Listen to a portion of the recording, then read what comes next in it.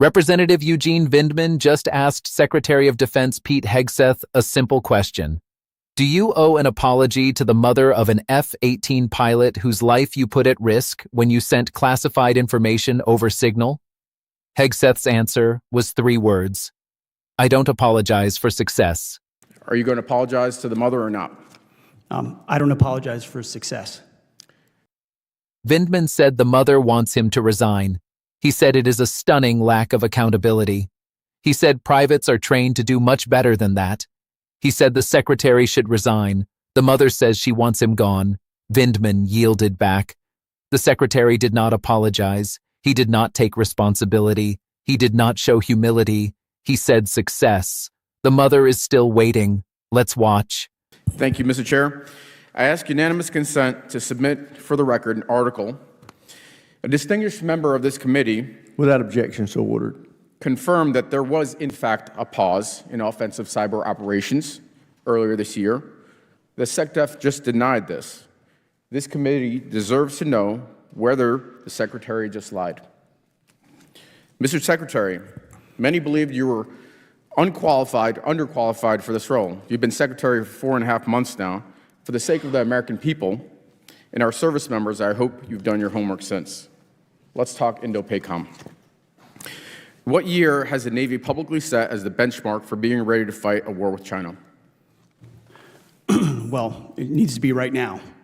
We know what China has said. I'm glad to hear that, but there is a publicly set date.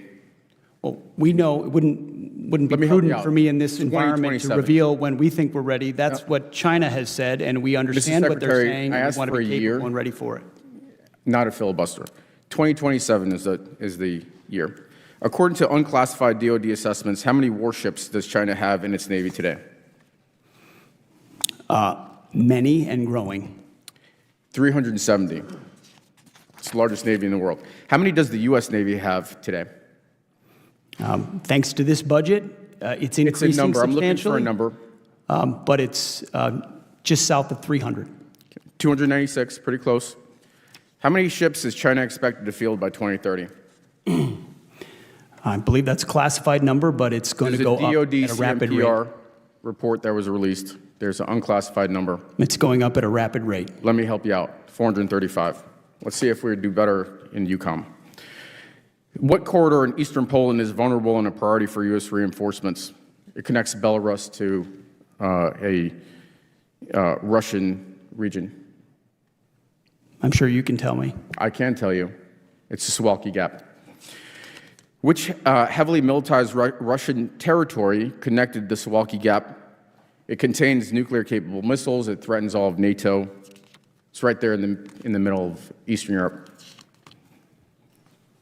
I see we're playing a quiz game here. It's ultimately, Kaliningrad thankfully, Oblast. we're getting our NATO allies to step up in their spending to make sure that they can hold the line. Mr. Secretary, I asked you a specific question. Thank you. It's Kaliningrad Oblast. So what percentage of Ukrainian frontline casualties, let's talk drones, are now caused by FPV drones? A very large percentage, and we're studying that conflict closely to understand I hope so. that fact. It's over 70%. And which U.S. service has written doctrine or standardized procurement for integration of FPV drones? That's the Army. I wish that were the case, but actually the answer is none of them. So we're not prepared yet, and we need to get there fast. Let me turn to a different topic.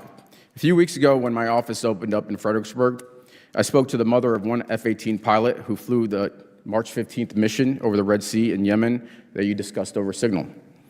I spoke to her again on Tuesday and asked her if there was anything she wanted me to bring up. She believes that you need to resign. She also had several questions, but one thing, she said she would appreciate an apology for putting classified information. Her son couldn't even tell her where the Truman was going, but into the Houthi PC small group signal chat that risked her son's life and the mission. Mr. Secretary, yes or no, do you think you owe her an apology? Please make sure to let her know how grateful we are for the skill and heroism of her. I am very much grateful. I'm sure everybody in this room is grateful. I'm proud of what her son has done. The question is, do you owe her an apology for your actions? Are you going to be accountable? It was an incredibly successful mission. Her son did great They work. did a magnificent and job. Thankfully, the Houthi campaign was successful. Secretary, I agree with you. Magnificent job. The performance of those pilots and Navy personnel, magnificent. We're talking about what you did and accountability. Are you going to apologize to the mother or not? I don't apologize for success. You don't apologize for putting her son's life in danger and for putting the mission in jeopardy. Well, that's really disappointing and not befitting the type of leadership that our troops and families deserve. It's frankly a stunning lack of OPSEC. Privates are trained to do much better than that. It was reckless. And it sounds like that accountability doesn't extend as far as the Secretary of Defense. So I think you should resign. The mother says she wants you gone. And with that, Representative Eugene Vindman just delivered a masterclass in how to expose incompetence, recklessness, and a stunning lack of accountability at the highest levels of national security. He did not come to this hearing with a speech. He came with questions. He came with facts. He came with the voice of a mother whose son's life was put at risk by the Secretary's own actions. And he left no doubt about the answer. Vindman's approach was methodical, deliberate, and devastating. He did not grandstand. He did not raise his voice. He asked questions. And he let the Secretary's answers, or lack thereof, speak for themselves. Vindman began with the basics. He asked Hegseth if he had done his homework. It was a simple question, but it carried a heavy implication. The Secretary of Defense should not need to do homework. He should already know the answers. But Vindman gave him the benefit of the doubt. He asked about the Navy's publicly set benchmark for being ready to fight a war with China. Hegseth said it needs to be right now. Vindman said the year is 2027. He asked how many warships China has. Hegseth said many and growing. Vindman said 370. He asked how many the U.S. has. Hegseth said south of 300. Vindman said 296. He asked how many China will have by 2030. Hegseth said it's classified. Vindman said 435. He asked about the vulnerable corridor in eastern Poland. Hegseth said it's a quiz game. Vindman said it's the Suwalki Gap. He asked about the percentage of Ukrainian frontline casualties caused by FPV drones. Hegseth said a very large percentage. Vindman said over 70%. He asked which U.S. service has written doctrine for FPV drones. Hegseth said the Army. Vindman said none of them. The pattern is unmistakable. Vindman asked specific questions. Hegseth gave vague, evasive, or incorrect answers. Vindman had to correct him every single time. The Secretary of Defense, the man responsible for the most powerful military in the world, could not answer basic questions about the threats facing the country. He did not know the size of the Chinese Navy. He did not know the U.S. Navy's ship count. He did not know the projected Chinese fleet size for 2030. He did not know the Suwalki Gap. He did not know which service has doctrine for FPV drones. He did not know the casualty percentage from drones in Ukraine. These are not obscure facts. These are the building blocks of strategic thinking. They are the kind of information that any competent defense official should have at their fingertips. Hegseth did not. Hegseth could not. Hegseth was exposed. Vindman's questions were not random. They were calibrated to reveal a pattern of unpreparedness. The Navy's readiness benchmark is a public fact. The Chinese Navy's size is publicly reported. The Suwalki Gap is a well-known strategic vulnerability. The drone casualty percentage in Ukraine is widely discussed in defense circles. None of this is classified. None of this is secret. None of this should be difficult for the Secretary of Defense to answer. And yet, Hegseth stumbled through every single question. He relied on vagueness. He relied on deflection. He relied on the excuse that the information might be classified. Vindman called him out. He said it was not a filibuster. He said he wanted everyone ready. He said the year is 2027. He filled in the gaps. He did the Secretary's job for him. Then Vindman turned to the mother. This was not political theater. This was a representative carrying the voice of someone whose son risked his life under orders connected to decisions made by the very man he was questioning. The mother's request was not unreasonable. It was profoundly human. She wanted acknowledgement that her son's safety should never be jeopardized by poor judgment from someone she is supposed to trust. She wanted an apology. She wanted accountability. She wanted the secretary to say he was wrong. She was not asking for much. She was asking for basic decency.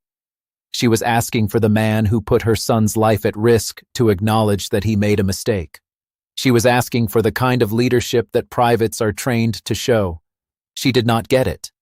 Hegseth refused. He said the mission was successful. He said the pilots did a magnificent job. He said he was grateful. He did not apologize. He did not take responsibility. He did not show humility. He said he does not apologize for success. That is not leadership. That is arrogance. That is a refusal to take responsibility. That is a failure of leadership that the American people cannot afford.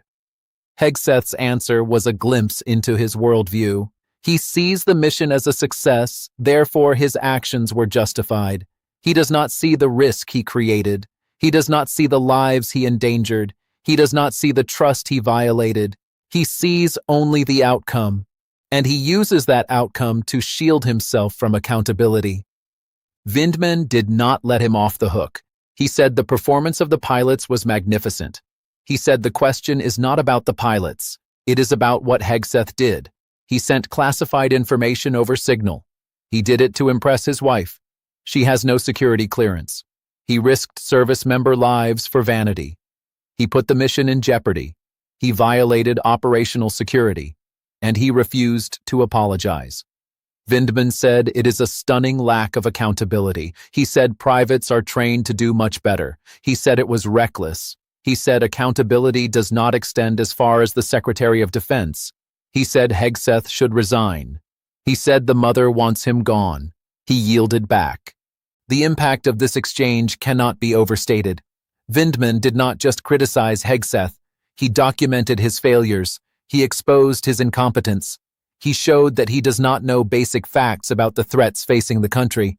He showed that he is unprepared for the job. He showed that he is reckless with classified information.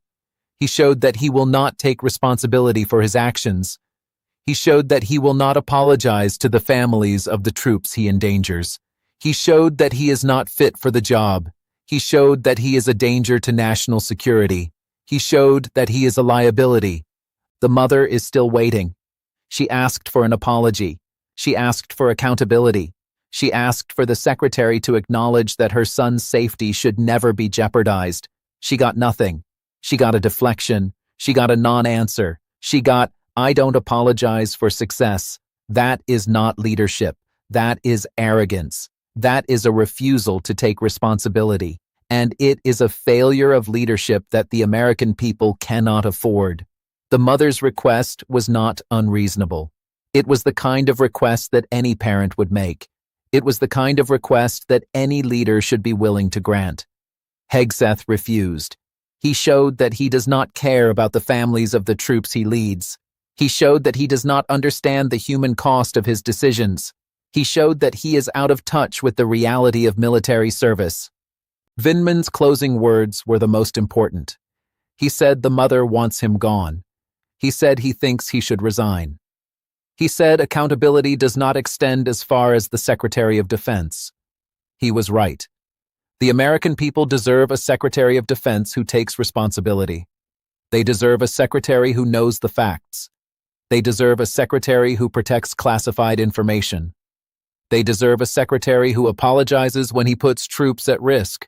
They deserve a secretary who does not use the military as a political prop. They deserve a secretary who does not have to be told basic facts about the threats facing the country. They deserve a secretary who does not have to be reminded that privates are trained to do much better than he did. Hegseth is none of those things.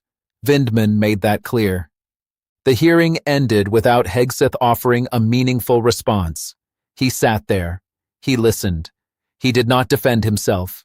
He could not. The facts were too damning. The failures were too numerous. The evidence was too clear. Vindman had done his job. He had held him accountable. He had exposed the truth.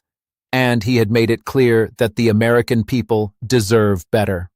The question now is whether anyone in the administration is listening. The mother is still waiting. The troops are still waiting. The American people are still waiting. And Pete Hegseth is still the Secretary of Defense.